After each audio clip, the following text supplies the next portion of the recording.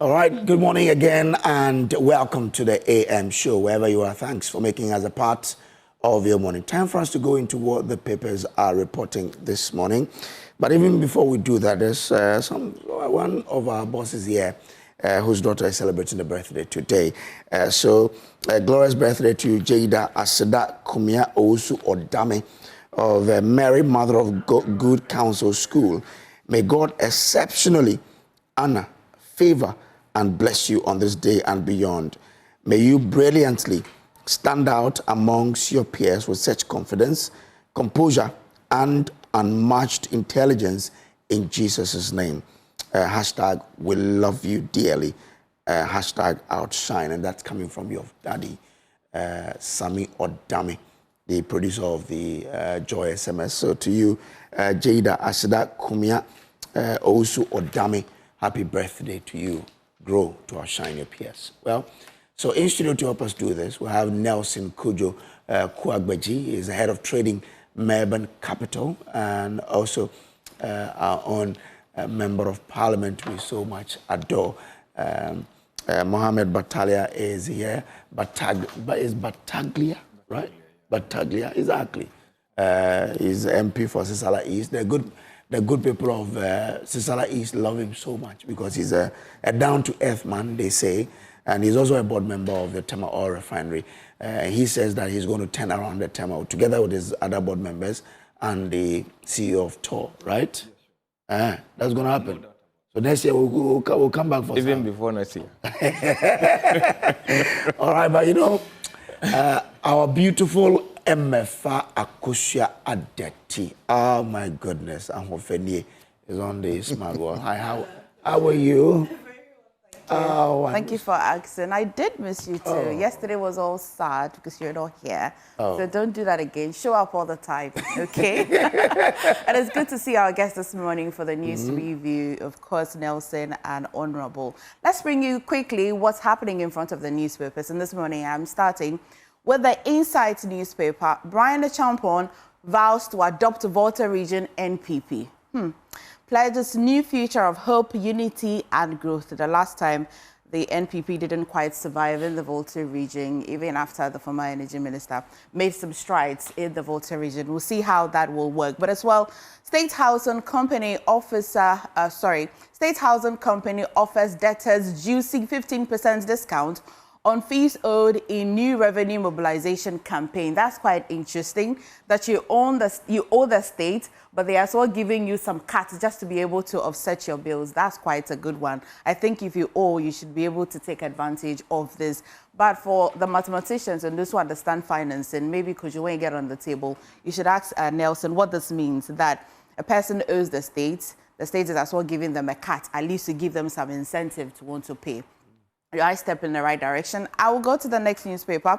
Daily Guide this morning is reporting how SML rebuts OSP's claims. This has been buzzing since Friday, all through to yesterday. And SML is not sitting still. It is as well responding to the OSP's claims. By now, we know that the OSP is looking to recoup about 125 million Ghana cedis as recoveries as part of their mandate, really, and says that SML, well, when I spoke to Manasseh yesterday, SML, he believes the service they provided for us as a country generally was not even required or needed. Something, Kojo, you should be interested in when you're looking into it. But SML is only asking and calling for evidence-based verification.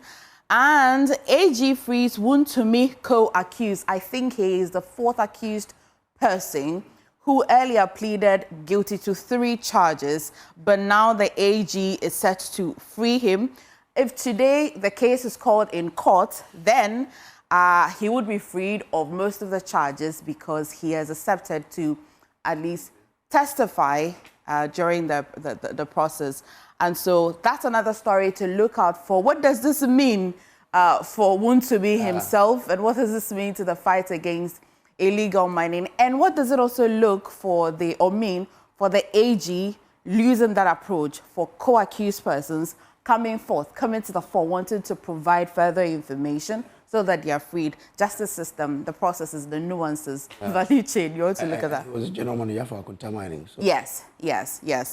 Okay, and then GRA head of legal arrested. Of course, you know that it is also in connection with the SML. We can go to the new MP invited over Naima's task force assault. And I know that it is because of the Shidium disturbances or riots where you may have seen trickles of stories, his version. So it is between STV North and STV South. And both MPs are trying to put some clarity. We also know that the Inspector General of Police has since, perfect, it is just right here, Shidium disturbances. The Ghanaian Times goes us to give us some details on that particular story about the MP being invited. But the IGP directs CID to take over investigation. The story is on page 13 of the Ghanaian Times. And big one, Germany pledges 650 million Euro support to Ghana. Quite a big one. And 65 million. I told you that I've got some 65 numbers phobia. So yeah, I have numbers phobia. But I'm glad that you were able to see 65 million support to Ghana. Story is on page 3. I think the president is on about some 3 days visit to the country. You want to take a look at that if you're interested. But GJ considering legal action at ECOWAS Human Rights Court over Ahmed Swale's case. Of course, after the Attorney General now proceeded on a nolle prosequi, they're asking the question what the police is actually doing to find the real culprit in the fight, to find who may have murdered or killed Ahmed Swale. Of course, government engages ESPA to clear outstanding arrears. Local government minister, page 14 of the Ghanaian Times, if you're interested. But let's go to the other. So the Ghanaian Times, behind it, State Housing Company targets 200 million Ghana cedis debt recovery. The managing director has been updating, of course, and says that, and this is also on the backdrop of the earlier story, that they are happy to offer 15% cut on those who owe this particular state housing story. It's behind the Ghanaian Times. You can go take a read. And Education Minister inaugurates 160-bed girls' dormitory for Bimbila SHS. I'm excited about this one. It's behind the Ghanaian Times. You can go to the other newspapers. Okay, Daily Times this morning. So, TCDA strengthens stakeholder collaboration to boost cashew industry. If you're a lover of cashew, monetizing it and as well put it on your plate is a good one. You want to take a read. It's on page 2 of the Daily Times as well this morning. Honorable NSTL Enim sets the record straight, dismisses false reports on parliamentary attendance. He's been explaining, you know, the Speaker of Parliament has been quite wild on some members of Parliament who have been absent for a while. We're lucky to have a member of Parliament here. And maybe, Kojo, you should be asking him what he does, that his name was not on that list of absenteeism. Maybe he can provide some explanations or help some people not to be absent. Let's go on to the next paper. The overseer says, a Sutifi North MP denies inciting mob attack on Naima's task force. And what is interesting here in that, when that report came from Naimas, there was a person who was named in that the Zongo chief was helping to calm the situation. He has as well come to confirm that he can confirm and put his title on the line that this MP was just on his way to a funeral and just was helping calm the situation. But what we know now is that the situation or this matter is being investigated. Story is on page 3. If you want to understand it clearly, beginning to the end of it, I told you earlier, CTV North, CTV South, Collins Dauda, and this man as well, Honorable Ebenezer Kweku Ado, MP for CTV North, in the middle of this. But another story that has my attention, Kujo, we need concrete action against breast cancer, not just slogans. And I know Lita isn't speaking about that. I don't think she's called Lita, but I just know that Nanoye, at least we'll stick to that. Bampo. Perfect, yes. Okay, we'll just wrap with My Joy Online. Minister deliberately put misinformation bill draft out to invite public feedback yesterday on PM Express. Honorable Bandem, who is the chairman for Communications Committee in Parliament, has been explaining that it was a deliberate attempt to at least gather some feedback in terms of consultation, because members of the New Media Africa were as well complaining that they were not consulted during this draft bill, and said that it will put some punitive measures on online and content creators. But he says that the whole idea was to at least solicit some feedback and at least help make the draft better. So there you go. NSMQ, we're looking forward to the final day on Thursday. But if you want to know everything that has been happening so far, just go on our portal and then you will read, as OWAS dominates semi-finals to book grand finale spot against Infanta Pim and St. Augustine's. Yeah. Very, very, very happy. St. Augustine's and then Infanta Pim, these two people. I hope that OWAS will just take these two. I hope that they just get out. I just hope. Oh, so this is almost like an all Cape Coast affair. Yes. It's Cape Coast versus Kumasi. Kumasi. Oh. Two giants against OWAS. And it is the reason why I just think OWAS should just take them out for some reason. Yeah. Hold on, La. Take your time. Azinta. You're a Cape Coast, you're a fantastic. You go for a two no do one way.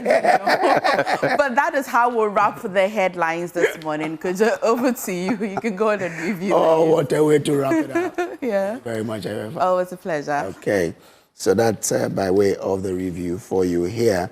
Let's see how that goes. Well, the AM show is sponsored by Kenoga Company Limited and also by the Syntex Tanks. Let's come into the studio.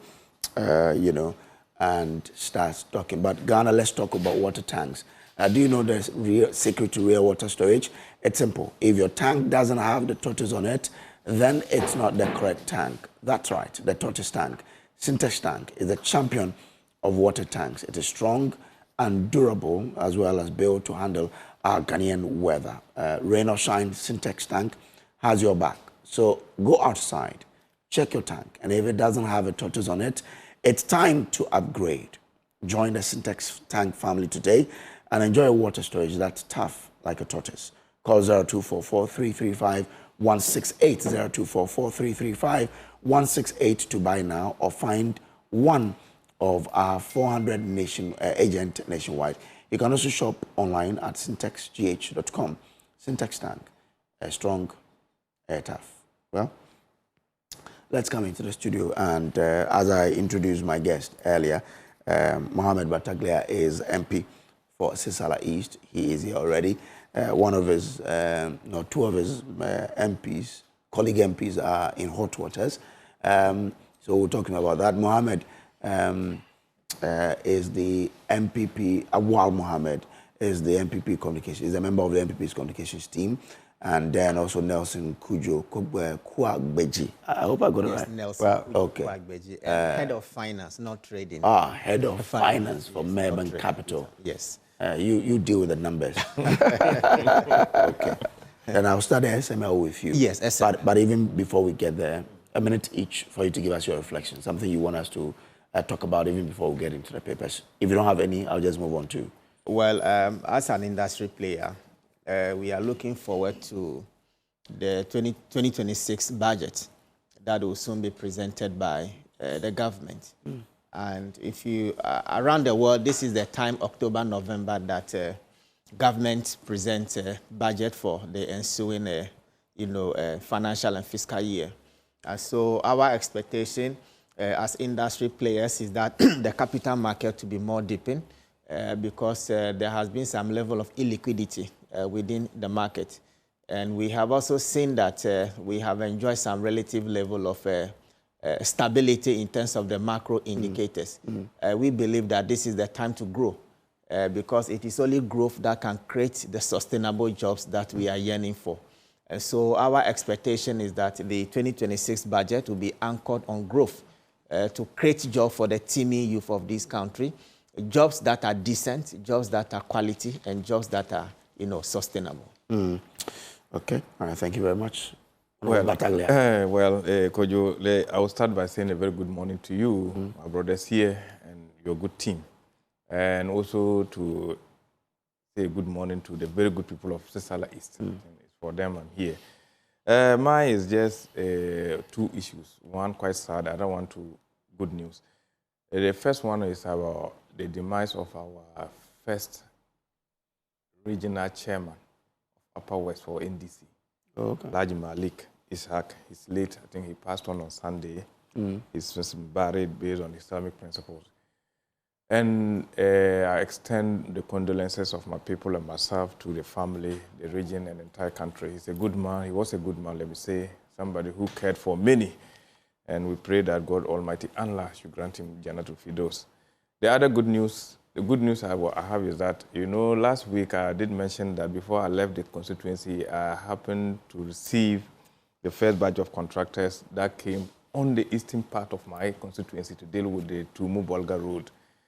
Fortunately, and tomorrow the president will be in Upper West, with all this being equal, to cut the sword for the big push, construction of the road from Wahen to Tumu to Bolga Road.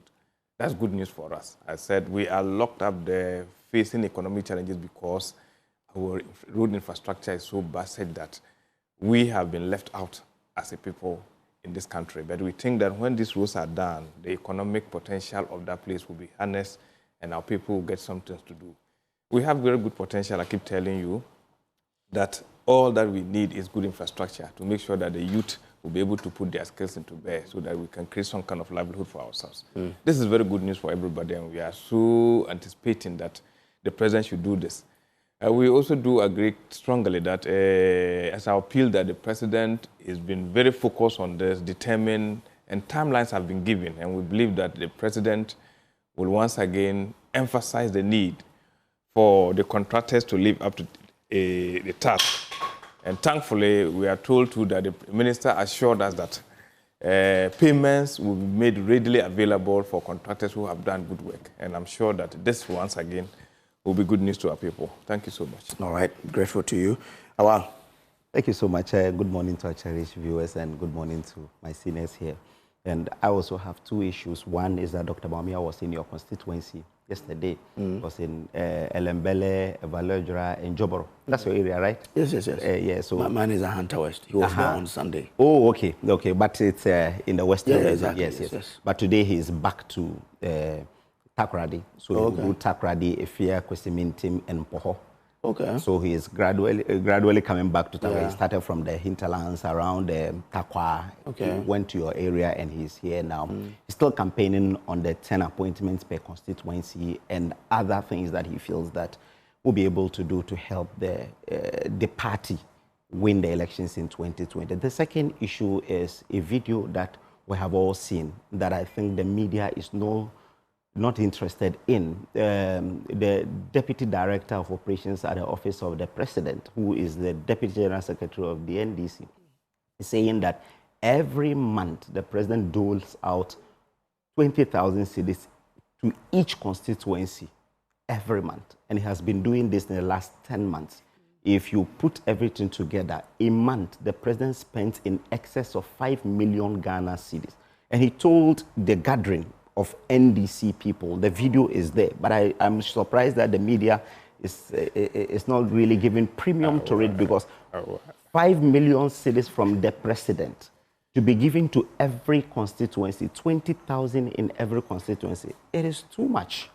So I think the media should be interested in that. Let's see where the president really get that money from. If it's from his pocket, that's fine. But if really it is from the taxpayers' money, the monies that is used for the government machinery, I think we will have to really probe into it and let's understand where the monies are coming from. Because this is not a mean person. This is someone who is at the presidency as Director of Operations, and you have him as also a Deputy General Secretary of the party, addressing party people and telling them that this is what the president is doing every month to make sure that at least the party people get some respite. So I think it's very important that we'll have to really probe into it, especially Joy News. I know, as for you, if you decide to follow up on this, then you will be able to really do a good job on that. All right, I hear. I saw some mathematics on his page. He did some mathematics about the quantum of money already doling out to the NDC people. I laughed. I said, like, it's not always like that. Maybe, like he said. So it's not true? No, that's not true. Your constituency has not been receiving 20,000? 20,000 per month. What are you talking about? So you're saying that That I can challenge. That they are not giving 20,000 to constituency secretaries every month? No. To take care of the party? I have my secretary there. I can put him online. No. But of course, he probably can deny because they would bring about... From the presidency, every month, 20,000. No. Papa, this is... At least we should have been getting close to what? Close to 200,000 now. I don't think. Wow. I don't think so. Interesting. Anyway, let's see. Maybe it's something that accountant, I don't know if that's an issue. Accountant doesn't want to go into it. I was thinking you said you wanted to start the SML with him. He said, Awal said, it was a comment that the Deputy Director of Operation made. Yeah. And the video is there for everybody to see. Yeah. I mean, I like working with fact and figures. Once the video is out there for everybody to see, I'm sure it will come up. But then 20,000 every month. He just confirmed that. Yes. Me, I asked my constituency, do you receive this amount of money? And I'm just struggling. No. So I'm maybe sure they have it is not something that, I mean, you guys can pick up and then we'll get to the bottom. It's a quick type of conversation sometimes, you know. Oh, really? Talk to delegates. I mean, you know, sometimes if you are under pressure, you say something. No, it was not under pressure. He was telling them, he was cataloging what they had done. He said every constituency, at least 8 people have had an appointment. That's what he said. That's even where the problem is. You see, you know, sometimes when you are under pressure, people are looking for jobs, and you try to calm them down, and you go to that extent. And I think that he has let that. I don't think that's true. That's true. That's one I can see. You don't think? No, but I don't have to be 100% certain. But the point is that I'm saying that I have asked my secretary and the constituency chairman, are you receiving every month 20,000? I said no. Maybe it's yet to come. But there's a tendency of someone receiving and No, but not constituency executives. They are about three people in charge of their finances. We have the treasurer. He mentioned it is sent to the secretary. No, that's what I said. In terms of signatories to the account, we have the treasurer, the secretary, and the chairman. The 3 of them. So where will you go? I've asked the secretary. Yeah. So every month, 20,000 Ghana cedi. No. So your deputy general secretary lied? Maybe. I don't know. I don't know. I this sentence even that he wouldn't be saying I was there. You know that. Well, he said that. I was no, but he said it. Yeah, that's what I'm saying. And he was addressing party people. And he even told them, he decided to enumerate what they had gained in the last 8 months. Yeah. That in your constituency, for instance, 8 out of the constituency executives have one appointment or the other, YEA, NADMO, health insurance. It's just like at the Eat of event, Bright Champon would tell people that each candidate that time was giving 100,000 every month. He said people say those things. People say those things. So it means Mr. Gwandi lied. No, many people would say things that are not appropriate. Or that is not... But if it's not true, then he lied. So just... I know, you see, we are on national television and we are in the same family. Or it is not factual. I see, let me use that. It might not be exactly factual. Let me say okay. So. Yeah. All right then. Okay. Let's start with the Daily Guide newspaper and go into the SML issue. Now, Strategic Mobilisation Ghana Limited, SML, has refuted claims by the office. Let me introduce my other guest. Pardon me, I forgot to introduce Doc. Doc is a mining engineering consultant based in the United States of America who's done a lot of extensive work in the mining space in the US and also in Ghana. He's been quite vocal when it comes to issues with Galamsey. He believes that we have what it takes to deal with Galamsey. And today we have him on the show, Dr. Solomon Owusu, a mining engineering consultant. Doc, good morning to you and welcome. But I don't know, maybe you also have an issue you want to before we go into the papers. If not, let me just go into the papers straight away.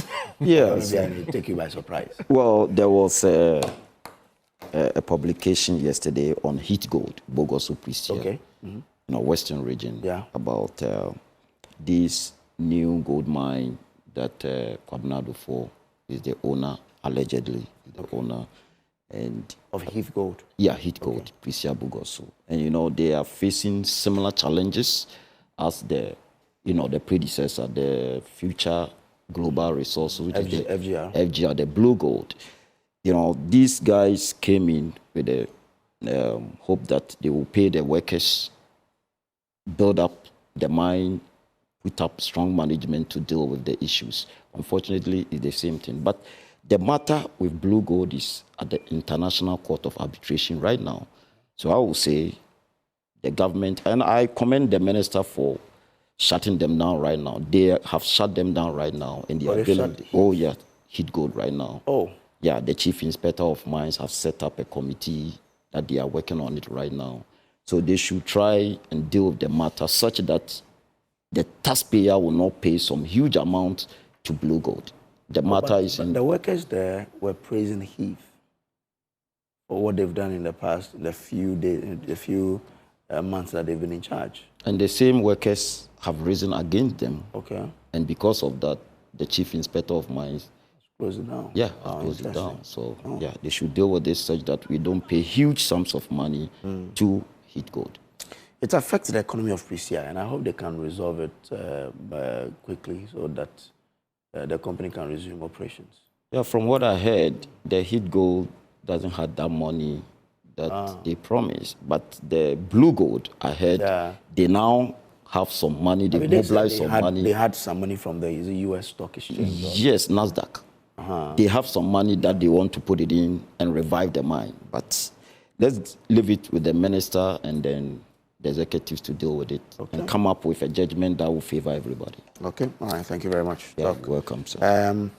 Now, SML, according to the company, it will present all relevant documents before the appropriate authorities, stressing its operations have been undertaken in line with the rule of law and within the limits of contract.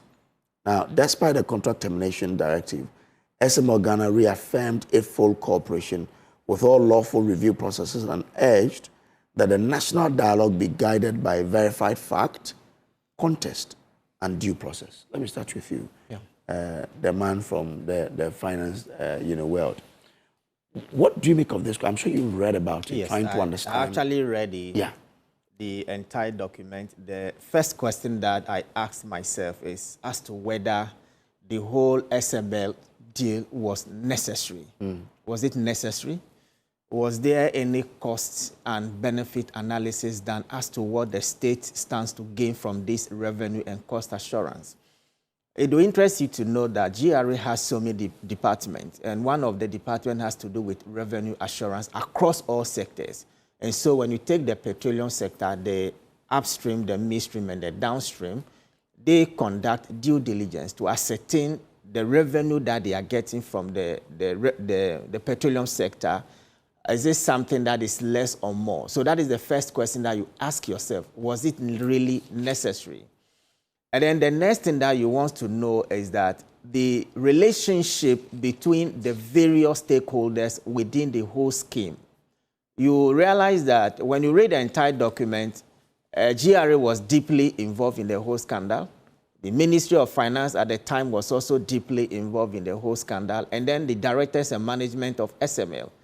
Now, the quantum of money that was paid to SML for the work that they have done could have been used, to solve other problems that we are facing within the country. And so for me, that whole scheme that was designed by the previous finance minister was completely unnecessary. Let's put that on point. But let me ask. Now, when you speak to SML, they show you data that before SML, there was a disparity between the liftings at MPA and the taxes that were supposed to have paid on those liftings.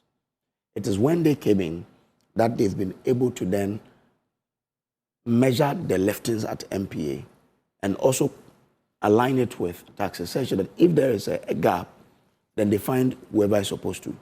So why are we saying it was not necessary? Well, that was why I was saying that the expertise that SML was bringing on board, couldn't we get same expertise from, any department in GRA? But if they were there, why were we having losses? Good. So which means that there was some personal interest in the whole transaction. On the part of who? Well, on the part of the various stakeholders within the scheme. Because my question is that if there was, because you cannot tell me that if there was a human resource expertise at GRA, which was to ensure that we were not losing revenue, and we were, SML comes in to correct it, allegedly, what they say. Well, revenue assurance and cost assurance in itself is not a bad thing.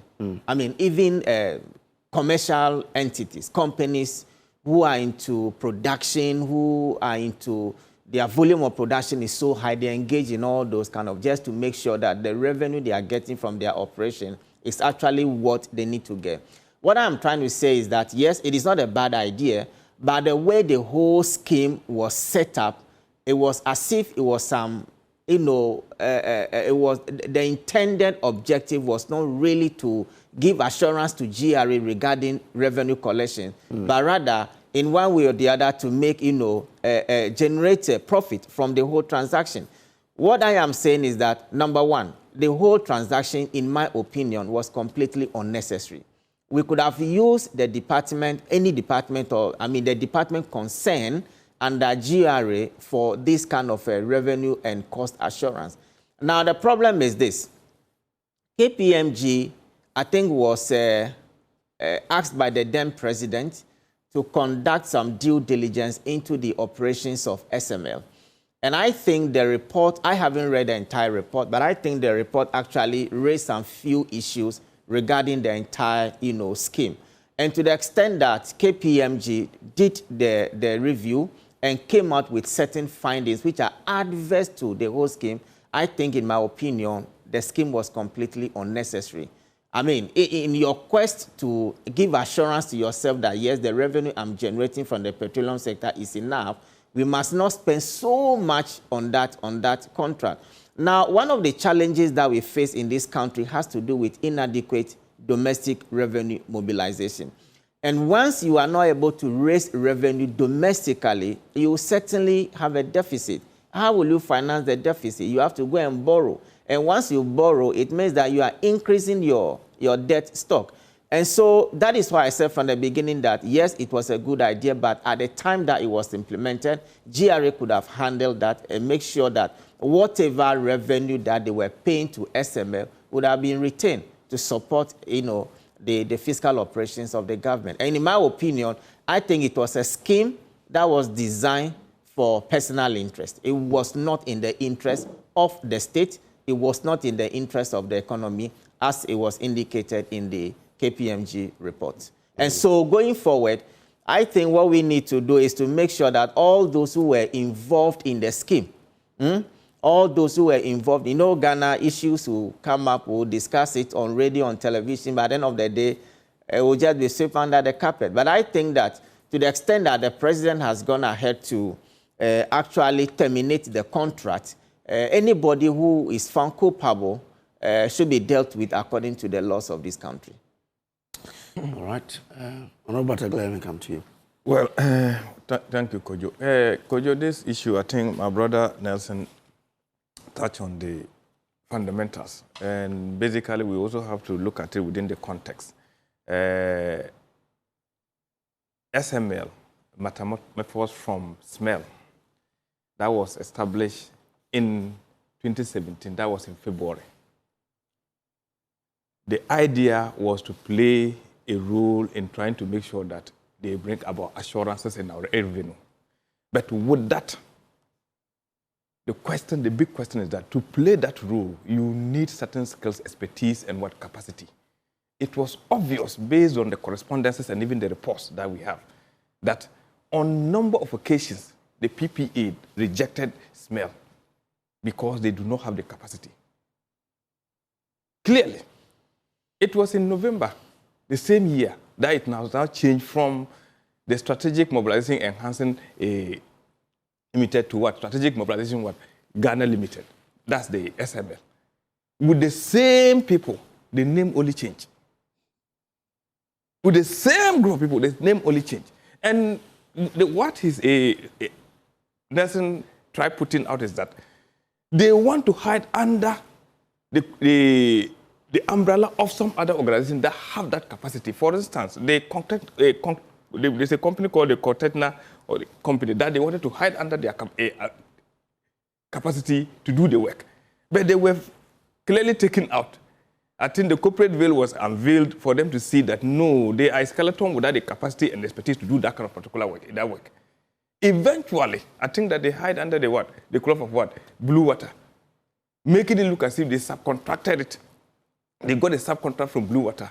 But all was just a scheme to get off Blue Waters to take the duty, the contract.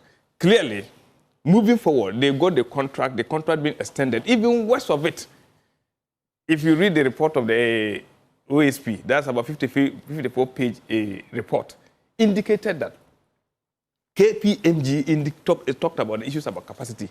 PPA indicated that even the OSP indicated clearly the operations that they are doing, they have not gotten that capacity. They only took over, they hide under a particular company trying to get the benefits of it without having the actual capacity. And I think at the end, everybody commended the Fourth Estate, where Manasa Azure and the two others who took the issue up. And they felt that that was a good thing to do. And even clearly, Manasa Azure said that if we are talking about revenue increases in that scheme of affairs, those increases did not come because SML came into they came because of widening the tax network and also making sure that they increase what the rates of what taxes that we pay here. That was just the basis. So it was like you put some system there that in the first place was not even necessary to milk this country. And that's what we're talking about. But when I hear the argument about it was not necessary, then I come back to my question. Yes. How were we losing all of those revenues they claim to have saved the country? Or what they said was untruth, that they saved Ghana so much millions of dollars. Exactly the point, because they create some false issues to be able to fit in. It's just like it's financial engineering. He's a financial person. Financial engineering, you can look into a system and say that there's a lacuna here, let me take advantage of it. But in actual sense, did your work or your intervention brought about increases in our money, in our revenue? The real effect now we are getting to know that is no. You ended up benefiting more than the state. That's what it is.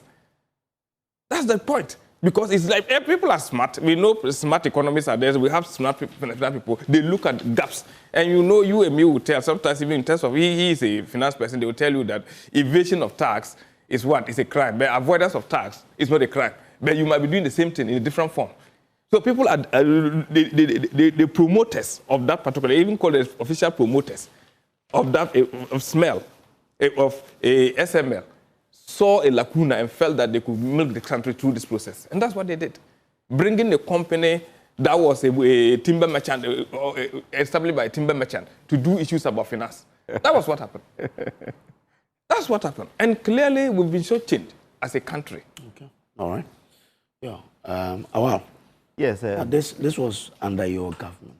Yes, please. If the people did not have the capacity, why ask them to do a job that they didn't have capacity for?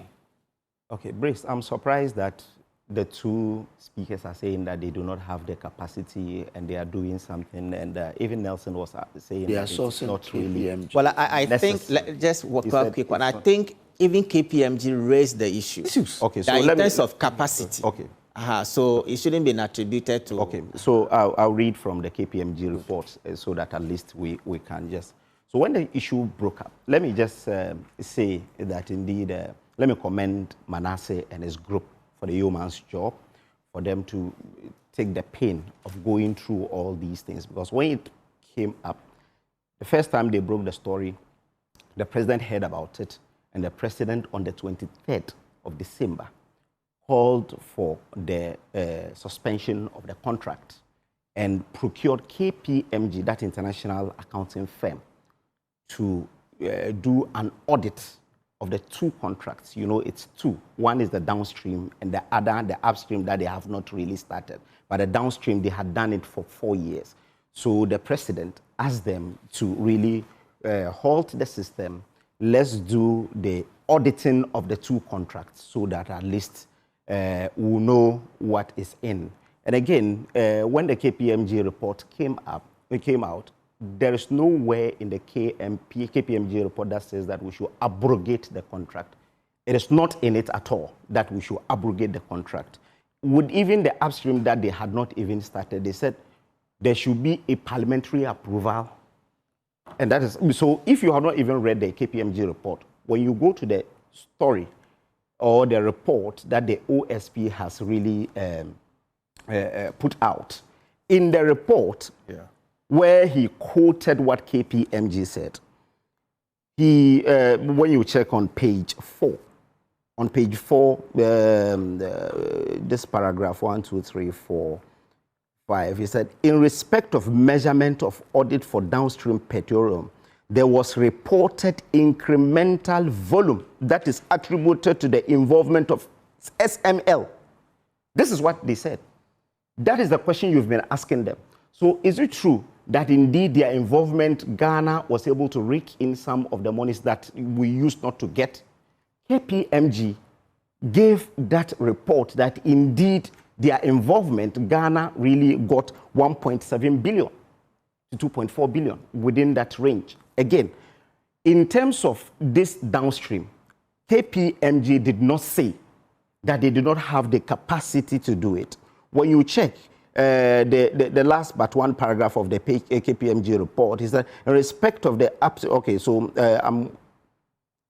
I'm looking at where the KPMG said that they should, okay, consideration should be given to incorporating periodic monitoring and evaluation of the last 2 years. No, I think yes, I'm coming. In respect of the transaction and external verification, there is service. I am trying to tell you that there is a portion in the KPMG report that says that because of the 4 years that they have been able to work with their expertise and everything, the contract should really not be abrogated, but continued. But it is the aspect of the amount of money that they are supposed to get that they should be able to really renegotiate it. And that was what KPMG report said. So when you check, there are links to almost all the former finance minister, the other people. They are saying that it's a scheme and so on. There is nowhere that says that any of them were directors of SML. They are not directors of SML. The directors are there. The directors didn't change from day one. Changing of name has no bearing with approval. As Honorable wanted us to believe that they went with the name, and it was after they changed the name that they did that. According to SML, they only did it for branding purposes. And again, you and I know that at PPA, changing of your name with the same directors and so on has no bearing on approval of anything. Yes, there are some issues which indeed when you read the KPMG report you could find. But there's nowhere in the KPMG report that says that these people did not do any job. They said they did some work and we were able to get about 20-something% increment. Again, they said we shouldn't abrogate it. We should look at the 4 years that they had been able to do the work and make sure that at least a renegotiation of the contract sum, so that at least it will be a fixed fee that should be paid. So within this period, when I have read the OSP's report, and I am not surprised that the OSP is saying that he's not even ready to go to court. He's only waiting until later part of this month to be able to charge them and so on. The operations of the OSP, I think, is problematic, looking at what he has been doing over time. 67 cases. We have expended in excess of 300 million in that office. He has not been able to recover even up to 10 million Ghana cedi. If there is any time an issue breaks up, he'll just quickly go and pick it without being able to really conclude on all these things. So the SML thing, he should conclude it, send it to court. Whoever is really culpable should be made to face the law. But the facts and the figures that we have shows that indeed SML did some work. Okay, all right. You want to make a quick? Yeah, I just think that he made some points indicating about benefits. Clearly, there are two different reports. If you are looking at the KPMG is not there to look at criminal-related, corruption-related issues. That's not it. Yes. As compared to that of OSP. But in the same KPM indicated that as he read their recommendation, GRA did not institute monitoring and evaluation processes to assess the performance of SML in respect of our transactions or the services. Then the SML delivered partially on the transaction or the services, and GRA may not have obtained all the expected benefits from what so there are quite a lot. Okay, so in conclusion, this is what they said. In respect of downstream petroleum audit, based on the reckoning that SML has gained over 4 years experience and has become more proficient, the contract price should be renegotiated, including the consideration of shifting from a variable to a fixed fee structure. So it means of all the things that they have said, in conclusion, this is what they are saying, that within the 4 years, they have done some work. Ghana has gained something from the work that they have been able to do, so we should only renegotiate and let them continue working. But if really the OSP is saying that he has found some corruption and corruption related in it, I am still for it that indeed you should go to court. People who are really culpable or maybe have answers to answer, they should be doing that. He can still proceed without necessarily having Ken Oforata in this country. He can still interview him wherever he is so that he can do that. We did it with Sednam Tamaklo. She was jailed in absentia. So for him to be saying that he needs the man here in this country, Ken Oforata can still come to this country and still decide not to speak to him. What can he do? He will have to prove his case in court. And that is by law. You arrest me, I can still remain mute without talking. You will have to prove that indeed I am culpable. Okay, all right. Does that conclusion say to the report? Clearly, I think that he shouldn't be defending this thing. So, did I defend? I want us to be on the same. Yeah. The conclusion is that what is contained in that? No, that conclusion we are talking about, even with the OSP. Is it there? No, OSP is even saying that it's not even within his own remit or mandate to recommend to government whether to abrogate or not. Anyway, it's been cancelled. No, that's what everybody. This is a report. You just but even KPMG is saying that if you cancel, there are consequences. Yeah, when you read the report, they are saying that if you cancel, there are consequences. So they will always be because they have done some work. Okay, Nelson. Yeah, sure. So you will see clearly that there is some level of internal control lapses at GRA. Because per what he has read, it's as if GRA was not able to monitor effectively and efficiently the revenue that they are generating from the whole arrangement. So there is an internal control lapses there. And you see, as a company, as an institution, once you don't have a very good and quality internal control, system, you may not be able to detect some of these, issues. They'll be hovering around. You just overlook them, but you are losing so much money. Yeah. So I think this is very good that GRA should build a very robust, efficient, and effective internal control system to monitor, on daily basis, real time, some of these defects. But if we can give it to a private company and not pay too much and get better results. Private company with that capacity is not the best. But that's clearly. So I didn't saying that they have capacity. No, with an international accounting firm. No. But we read it. No. Because you know that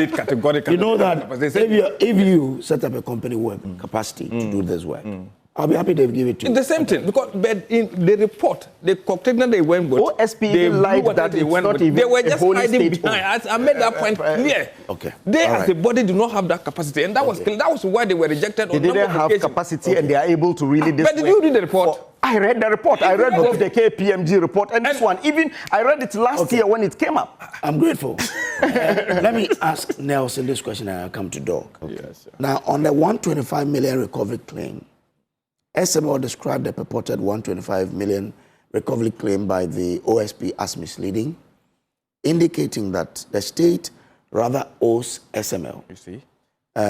Pointing to official statement on verified performance data and financial reconciliations available directly from the GRA. Quote, SML's revenue assurance audit systems were developed entirely at its own cost and risk, without any financial support from the state.